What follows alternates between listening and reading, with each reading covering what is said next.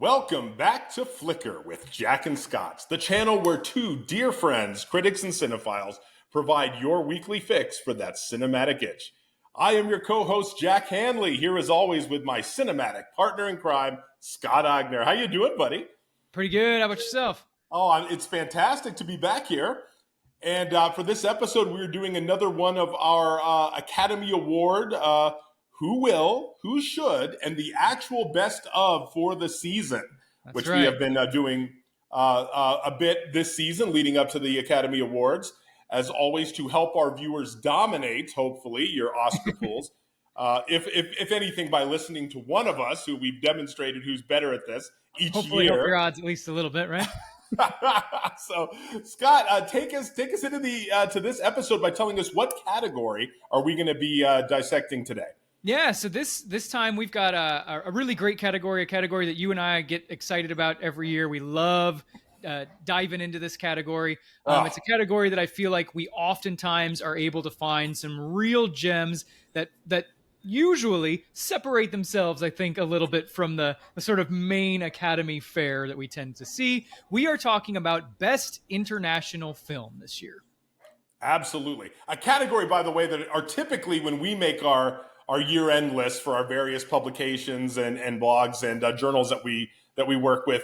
Typically, this tends to be closer aligned. It does. Often to our favorites of the year, right? So very near and dear to both our hearts with this one. So, All right. Well, and as we should say at the top of every single episode, per usual, we agreed not to share our picks with one another ahead of time. So we're going to have instant reaction to this. Although I have to say two things about this category, dear friend. I think I know exactly where you're headed. I think this may be the most slam dunk of all the categories out of all of them this year, as far as a clear lock for a winner. I may be wrong. History has proven me wrong before when it comes to the Academy. But and I'll also say I think that this is one where our picks are going to most likely be very much alike.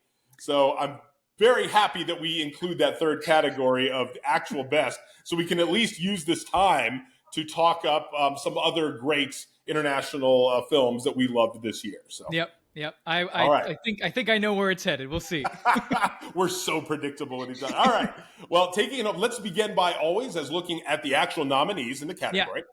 So this year, our nominees for Best International Film are Io Capitano from Italy, Perfect Days from Japan, Society of the Snow from Spain, The Teacher's Lounge from Germany, and The Zone of Interest from the United Kingdom. So, Scott, let's do this. Let's get in here. Dare I need to ask, who will win this category? I feel very certain that my will win prediction is accurate in saying that this year the will win goes to Jonathan Glazer for Zone of Interest. As it should, and I'm in absolute agreement with you. This is going to be a very reductive episode, I fear, because, it is. And I suspect we're going to have the same for multiple categories here. Yeah, I think so. Absolutely the best film of the year. Again, let me venture by saying I also think that this probably, not probably, for my opinion, for my money, should be taking it home in the actual Best Picture category. I don't know that there is enough a late surge of appreciation and critical acclaim to derail the Oppenheimer machine, right, on track to do its thing. However, this is the category that the Academy Award will recognize it for. So I think for our viewers, this is a lock. I'm saying this now. I think so. You're and in typical and in typical Werner Herzog fashion, right? If we're proven wrong, we can jump back on here afterwards, and we can both eat some shoes, right? Eating some shoes if we fail on this one. If we fail on this one, it's time to retire this segment. I think so. All right. Well, jumping forward then, in this same thing, Scott, who should win this out of those nominees? No surprise here. I think repetition's the name of the game for this category, and I think my should goes also to Zone of Interest. Absolutely right. Total agreement with you on here. I will say this, of that category, to be honest with you, I think there was a lot of international cinema this year that I felt so much more strongly about that didn't even make that short list. Correct. Yep. So agree. not all of those are my favorite. I enjoyed many of them, of course. But if for some reason, and this should win by a mile in this category, but if by some egregious misstep by the Academy, and that's happened before, but if it does not, I would also at least be pleased if The Teacher's Lounge was the one who Yeah, pulled off an upset out of Germany. I felt that was a marvelous film. I fear that's not getting a lot of great distribution out there, so I think some of our right. viewers will have to really go try to seek that one out. But Yeah. I would really urge you to. Yeah, yeah. Well, I'm glad you mentioned that one also because I, as leading into our next category, would like to also shout out some other films in that same category. So I'm glad that even despite our almost universal acclaim for Zone of Interest, that we are giving some recognition to these other films as well. I think Teacher's Lounge is a phenomenal film. I fully agree with you on that. And so what I would like to do then, leading into my actual best, is I would like to give a few more shout outs, I think, to those before I give you the predictable answer here, which I'm sure you're all waiting in suspense for. So my shout Let's outs, I do think, it. before I lead into that actual best, my shout outs here, I do want to call out Perfect Days and Society of the Snow, and really for one main reason, a reason that I think is kind of interesting this year, in that those films, for me, I think were able to do something that we don't see quite happening as often, which is that they found a way to perhaps become a little bit more mainstream and still Mm. retain so many of those qualities that we love and appreciate about foreign films. I think Society of the Snow being right there on Netflix, brings in a huge audience there. And so I Sure, think sure. I have seen a few articles sort of, highlighting this film in a way that, oftentimes these films are easy to sort of overlook, and the distribution allows them to sort of slip under the radar where people don't even know about them at all. But having that front and center allows a film like that to kind of get some more of that recognition. Perfect Days, I think, as a film that perhaps is maybe a little bit more universal in terms of its, I think, ability to be appreciated by the mainstream. So I wanted to shout out both of those. But there's another film that I think, and I'm excited to hear what your thoughts are on this. Another film that I did want to shout out also, a film that was not in those final nominations. It was in the short list, but it did not make it through to that final round. And that is Fallen Leaves, another film that I, as per your recommendation, actually, really enjoyed that film. I love that film. So I'll leave that as my sort of lead up shout outs into my actual best, which, no surprise here, my actual best also goes to Zone of Interest. Magnificent choices all. And I have to say this: for we've long been a champion of international cinema Mm-hmm. in every facet of our journey together, trying to both as programmers, curating cinema, talking about cinema. And I know, although we are theater purists, right? We're independent theater Yeah. purists. We want you to get out there and experience these things at the big screen, specifically the Zone of Interest. This Yeah. must be experienced. For that sound design, it needs to be experienced, I would contend, at a theater. And typically, this is the point where a lot of things regarding streaming can get a bad rap nowadays. But Mm-hmm. for precisely the reason you said, if there's anything at least good about it with a lot of these great services, I'm thinking here about like Mubi, which I know we Right. both love, Yep. or even Yep. like with Netflix. Some of these acquisitions are bringing international cinema to a Yeah. wider audience, and I have to say that is only going to be a great thing. Yep. I'm very happy for that, right? Despite all the perils of its Right. own Exactly. regarding Exactly. streaming. Because I mean, If at the we end of the can get a day, wider audience. right, we would much rather people see them at least Oh, in some form unequivocally. than not see them at all. So yeah, I mean, I Absolutely right. fully So agree. we have to love that. So yeah, to just pretty much mirror you in this to a T, I would say for me also, let me just give my also shout outs to. Let's also talk about the great film from France I know we both really loved, and that is Anatomy of a Fall. Hmm. And Scott, very quickly, let me toss it back to you though. Do you think this was the mistake here of France not putting this up in Best International and choosing instead to have it in Best Picture? Is that gonna hurt it, or is it actually smart because it maybe allows it to stand out a bit more there? What are your thoughts on that? Yeah, I mean, I think it's a little bit of both. I think, had it been thrown into the international film category, we would have a much more interesting race, I think. I think between Zone of Interest and Anatomy of a Fall, we do have a tighter selection. I think there would be a lot more debate Mm. about which one of those films could take it.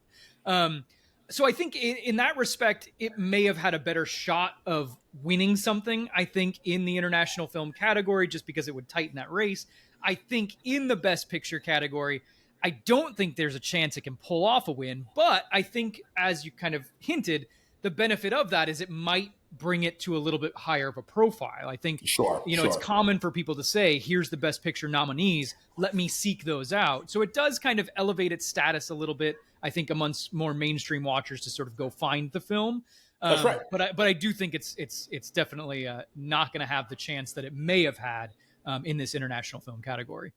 I agree. It may just be a smart gamble. I mean, because for our viewers out there that may not know, there is such a thing. It is real. That is the Academy nomination bump, where Right. just merely being named as one of Yep. the nominees for Best Picture can have an immense impact on Yeah. the visibility and viability of your film, and intriguing. So especially because it was Parasite Mm-hmm. last that had recorded the second highest Academy Award nomination bump in all of cinematic history, Yeah. falling second place only to Gladiator. I had read. So so if this helps Anatomy of a Fall really get that recognition out there, perhaps that's the gamble that they were going for Yep. all along, Yep. and really a marvelous film that needs to be seen. So well done. For me, also, of course, Fallen Leaves out of Finland. I love this film, Yeah. although my head empirically says The Zone of Interest is the best film of 2023 by a mile. My heart, my wink, Scott, may tell you that my heart says that Fallen Leaves, I was just so charmed. It is lovely. It is an unconditional romance by way of like a Chaplin-esque Mm-hmm. nods to Yeah. the beauty of humanity and human connection, with being a bit of like social realist, but with fantasy elements kicked in, and an actual hopeful ending Yeah. that doesn't manage to be how should we say this, like overtly melodramatic in Yep. any way, right? Yep. Or saccharine-esque. Yeah. It's just really beautiful the way Yeah. the way it lands. There's a great spark of hope. I think that, despite, well, I mean, I think it's a charming film, first of all, right? And I think, despite all those other things that it's addressing, I think, yeah, that spark of hope is phenomenal. It's a great capstone to it all. So And to be framed within a love of cinephilia, with right. how movies can take us there. Absolutely. Ah, perfect, Absolutely. right? Couldn't recommend that more. Go find someone you love Yeah. in any form, and go find them and sit down with this film. I think you're going to absolutely love it. And then another one I want to give out as a final shout out is our hard roaring friend out of Japan this year. That is Godzilla -1, defying all expectations. And trust Yeah. me, our studio system here, with the money and ridiculous CG that they poured into their version, have been quite humbled, Yeah. bowing before the majesty that is Godzilla -1. Right. Brilliant, and defied every expectation. And what I love about it too is like the budget. Scott, what they were Mm-hmm. able to do with visual effects on here with that budget is nothing short of incredible. It returns lovingly to the idea, and I think intelligently as well, to the idea of metaphor as monster. And Mm-hmm. again, in a tongue-in-cheek year where Oppenheimer is going Right. to be the talk, I love that this becomes the ultimate, right? What a battle, The right? unofficial Yep. sequel to Oppenheimer is Godzilla. So love that, and also putting the human element for kind of front and center, wearing Yeah. it on their sleeve and having it pay off the way it did. Absolutely, that was one of the most entertaining films to watch in a communal sense with an audience for this year. People just hooted and hollered and loved it. So many great things, but ultimately, I land with you again on the actual best, of course, being The Zone of Interest. We are both Glazer fans. For people that even that know us, know how hard we fought to include several of his films from the canon in our various film festivals we were Yeah. programming for. I Yep. know we both may have under the skin in our at least top 10, if not top I 5 Yep. of I would films of agree. all time. Yep. And I know how much we both love that. So we Yeah. could We write a book on that together, and we perhaps we should at some we point. have we have had many late night conversations talking So, about under our praise of Under the Skin. So right, yeah. love that so much. But again, what he manages to accomplish with this film, it is stunning. It is revelatory. It is daring. It is unlike anything that you've seen. It is something that truly must be experienced. That can often be a hyperbolic statement. I would argue not so in this case. It is an Yeah. experience to surround yourself with this incredible sound design, with Hmm. the cinematography that is just daring and interesting. And yeah, again, it's just groundbreaking for a genre that perhaps has never been more important that we revisit, right? And I think Yep. the fact that he is defying, even though to some critical anger by out there, some people that we Yeah. both love have given some pushback because it dares not to be a traditional Holocaust film. And I say, bless him for it. I think Right. that's what makes it so important, is specifically that it's not. You and I were discussing off camera that I think in a recent Gallup poll in the United States and in Germany, Hmm. up to 46% of this younger generation does not even recognize what the Holocaust is. Yeah. So if there is a new way to jolt our experience and bring attention to this, I'm all for it. And I think it Yeah. was masterfully done. Yep. Agree. 100%. So, So, well, then we're there. So for those keeping track at home, this is the easy one on your ballot. yep. Just There's mark some down free points for you. the zone of interest, a slam dunk, a lock. And if you've not yet gone back and visited the amazing canon of Glazer, please go do so. Like the great Terrence Malick, sometimes you have to wait a bit for his cinema to arrive, but it's always so worth it when it Always. does. Yep. Go out and see that film immediately. Go support it. As you said before, it's surging with a lot of Academy voters right now. It So is. here's to maybe an upset happening that would bring us no greater joy. Yeah, yeah, and it is having this great kind of late moment. I'm definitely seeing more swell for it. It's getting a little bit wider distribution, so which is a great Yep. thing. Great thing to see. So, viewers, thank you for joining us on this episode. This was an easy one for us, but most importantly, it was a great opportunity to not only sit and discuss film with each other, which is something we love doing more than anything in the world, but also sharing it with you. Thank you for being a part of this new venture with us on YouTube. And because we're kind of on this new area here, it is also a reminder for us to tell you that if this is your first time joining us, or if you've been following us with some trepidation and say, all right, I kind of like these fellas, maybe I'll give them a chance, and you've not yet demonstrated your love, we would love if you would become part of our Cinephile family. So please like and subscribe so you can join us in these conversations every single week. And we appreciate you out there. Brother, I appreciate you, and thank you for another amazing prognostication episode here, and can't wait to see you for the next one. We'll see you next time. All right. Be good out there, everybody, and long live cinema.